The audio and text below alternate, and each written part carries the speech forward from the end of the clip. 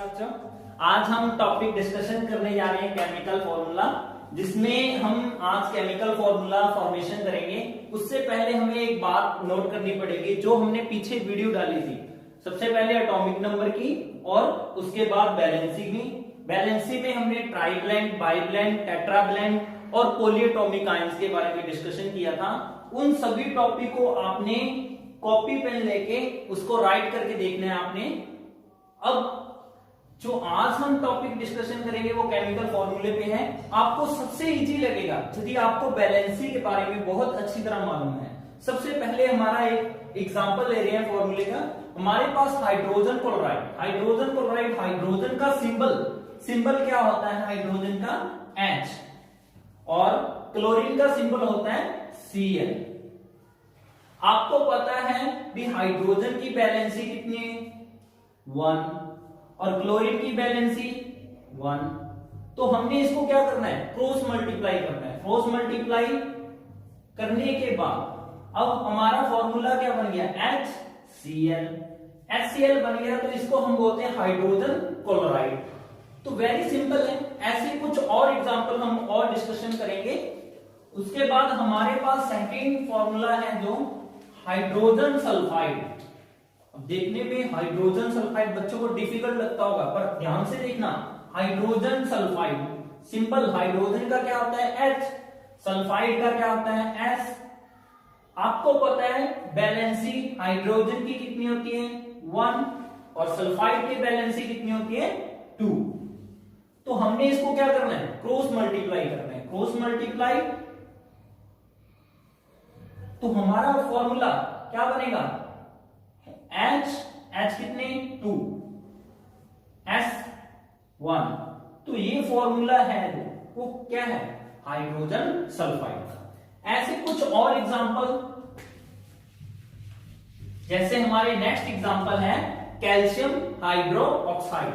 अब calcium hydroxide, calcium का symbol होता है Ca, और हाइड्रोक्साइड OH।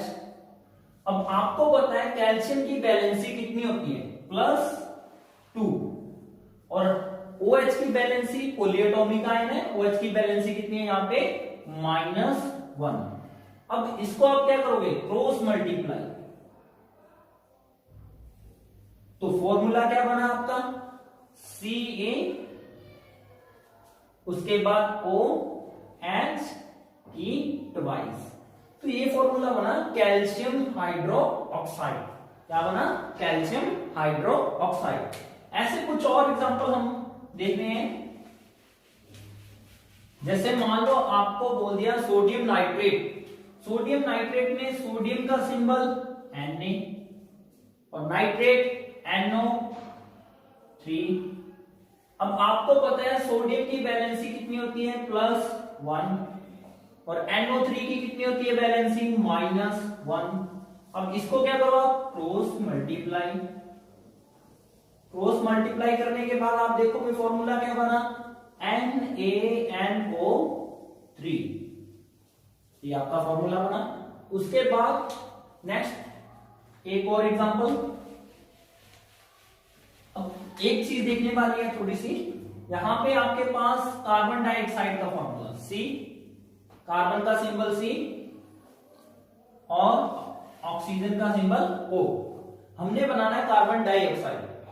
तो आपको पता है कार्बन की वैलेंसी कितनी होती है? 4, ऑक्सीजन की 2। यहां पे आपने क्या देखना है? यहां 4 है, यहां 2 है। आपने इसमें से कॉमन फैक्टर निकाल देना है। कॉमन फैक्टर कितना निकला? यहां पे क्या है? 1, यहां पे 2। अब इसको आपने क्या करना है? क्रॉस मल्टीप्लाई करना है। अब फॉर्मूला क्या बना? CO2। जब भी आपको यहां पे कॉमन फैक्टर निकलता हो तो आपने उसको रिमूव कर देना है, कॉमन फैक्टर को। उसके बाद आपने फॉर्मूला लिखना है। तो ये फॉर्मूला किसका बन गया? CO2 का। नेक्स्ट हमारा जो फॉर्मूला है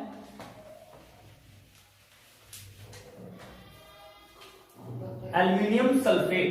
एल्यूमिनियम का सिंबल होता है Al, और सल्फेट का सिंबल होता है SO4। अब आपको पता है एल्यूमिनियम की वैलेंसी कितनी होती है? 3 और सल्फेट की -2। जी अब आपने क्या करना है, इसको क्रॉस मल्टीप्लाई करना। अब हमारे पास क्या बना, Al कितने हैं 2 और यहां पे SO4 ब्रैकेट में की ट्राइस। तो हमारा फॉर्मूला क्या बना, एल्युमिनियम सल्फेट। और एक एग्जांपल और लेते हैं इसके बाद।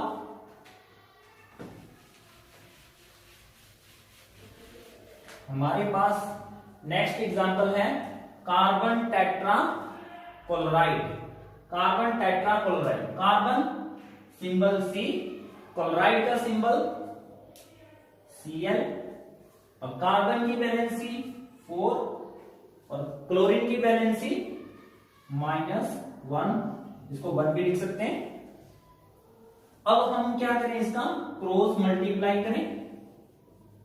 अब हमारा क्या फॉर्मूला बना, CCl4, तो क्या बना, कार्बन टेट्रा क्लोराइड। ठीक है बेटा, बहुत इजी है, आपको तीनों वीडियो बहुत अच्छी तरह से देखनी पड़ेगी और हमारे चैनल को लाइक, सब्सक्राइब और शेयर